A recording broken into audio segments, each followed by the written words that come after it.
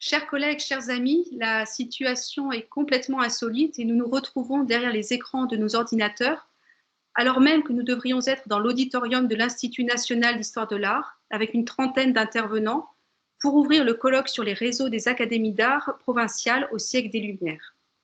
C'était et c'est une collaboration institutionnelle entre l'Université de Toulouse et particulièrement le laboratoire Framespa, le LABEX SMS qui soutient ACARES depuis le lancement du projet, le Centre allemand d'histoire de l'art et particulièrement Marcus Castor, et l'INHA qui nous a également fait bénéficier de la carte blanche donnée aux universités de province en 2019.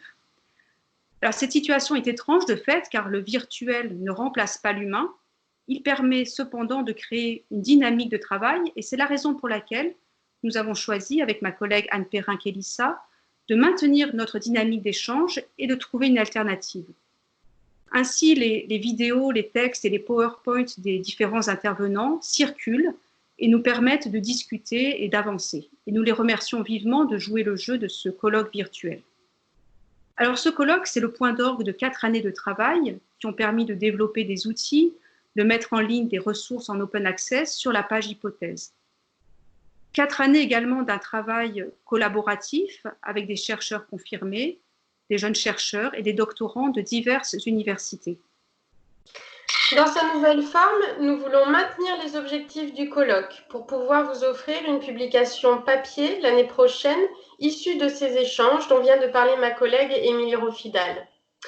Ces objectifs scientifiques sont d'une part s'appuyer sur la matière documentaire existante en maintenant la réflexion sur les réseaux, en mobilisant également, outre les connaissances des historiens de l'art et des historiens, celles des sociologues, des littéraires et des historiens des sciences.